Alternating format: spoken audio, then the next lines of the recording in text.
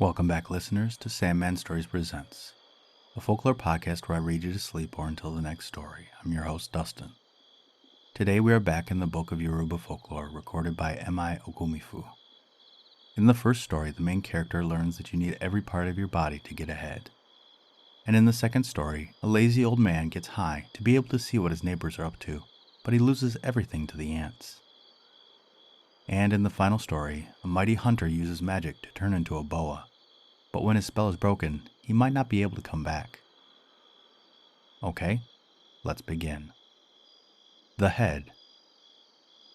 There is a certain country where the inhabitants have heads but no bodies. The heads move about by jumping along the ground, but they never go very far. One of the heads desired to see the world, so he set out one morning secretly. When he had gone some distance, he saw an old woman looking out of the door of a hut, and he asked her if she would kindly lend him a body. The old woman willingly lent him the body of her slave, and the head thanked her and went on his way. Later he came upon a young man sleeping under a tree and asked him if he would kindly lend him a pair of arms, as he did not appear to be using them. The young man agreed, and the head thanked him and went on his way. Later still, he reached a riverbank where fishermen sat singing and mending their cone-shaped net. The head asked if any one of them would lend him a pair of legs, as they were all sitting and not walking. One of the fishermen agreed, and the head thanked him and went on his way. But now he had legs, arms, and a body, and so appeared like any other man. In the evening he reached a town where he saw maidens dancing while the onlookers threw coins to those they favored. The head threw all his coins to one of the dancers, and she so much admired his handsome form that she consented to marry him and go to live with him in his own country. Next day they set out, but when they came to the riverbank, the stranger took off his legs and gave them back to the fisherman. Later they reached the young man, who still lay sleeping under the tree, and to him the head gave him back his arms. Finally they came to the cottage where the old woman stood watching, and here the stranger gave up his body.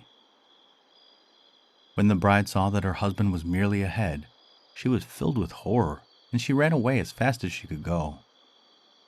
Now that the head had neither body, arms, nor legs, he could not overtake her, and so lost her forever.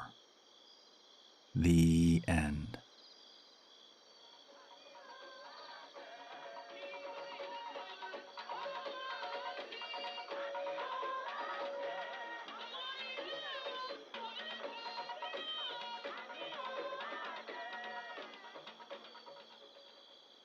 Okay, and story number 2, Ole and the Ants. There was a certain lazy and disagreeable man whom everybody called Ole, or Lazy One. He liked to profit by the work of others, and was also very inquisitive about other people's affairs. Once he saw that the ants had begun building a pillar in the compound of his house. But though the ants destroyed all the plants in the compound and stripped all the trees, Ole would not trouble to kill them or to break down their pillar. Instead, he thought to himself, "When the ants have made this pillar very high, I will sit on top of it, and then I shall be able to see all that my neighbors are doing without leaving my compound." This thought pleased him, and he was glad that the ants swarmed in his compound. Each day their pillar grew higher, and at last the ants ceased their building and began again elsewhere. Ole then climbed up onto the pillar and spent the whole day observing the doings of his neighbors and laughing at their activity. "Here I sit like a great chief, and I see all things," sang Ole.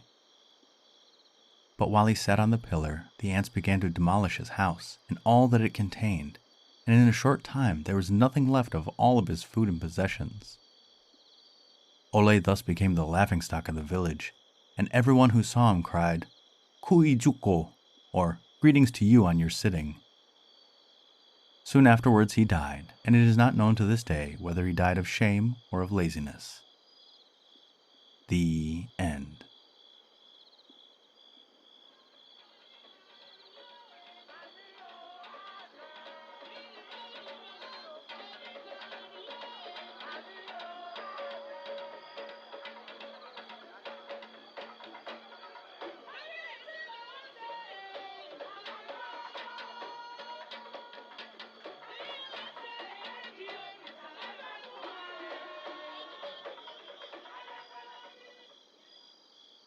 Okay, and story number 3, the boa constrictor.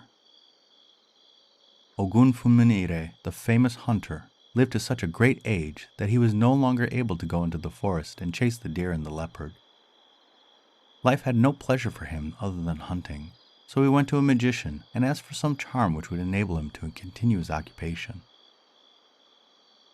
The magician gave him 2 pots, each containing a charm. Every day, Ogumefu dipped his head into the first pot and was at once transformed into a boa constrictor, in which form he glided into the forest and hunted to his heart's content.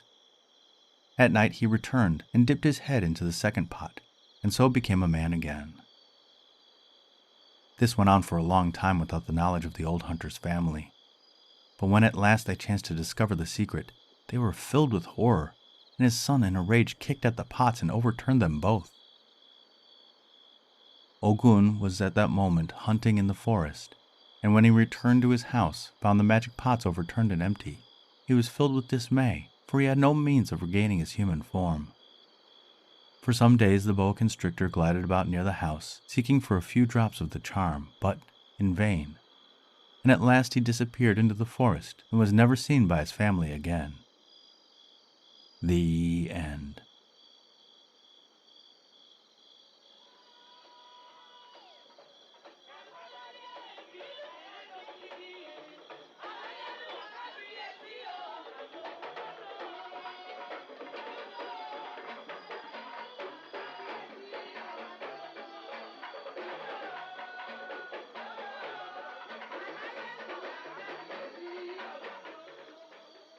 I really enjoyed the first story the most. It reminds me of a long joke I heard a few times in my family about a guy that is just ahead, but then he turns into a grape and is squashed, and so the punchline is, he should have stopped while he was ahead.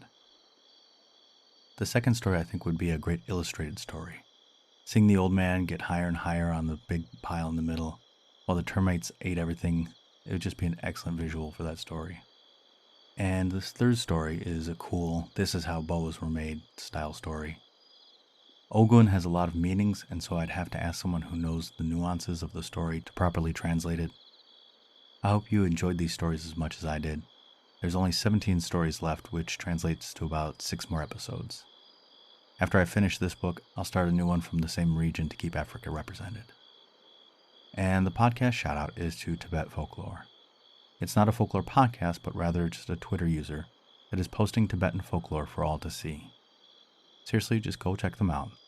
They are just at Tibet Folklore on Twitter, and go read their stories. And my listener shoutout goes to the capital of Colombia, Bogotá, DC. Nicknamed the Athens of South America, this city was first settled by the Muisca people, who may have named it Muiquita, meaning the walling of the farmland. It was later colonized by the Spanish, which is the majority language in the area, although there is a school now teaching classes in Chibcha. It looks like a beautiful place, and I would really like to see the Altiplano. So, if I get a chance, I'd love to go there. And so to my listener in Bogotá, I say, gracias y buenas noches. Thank you, and good night.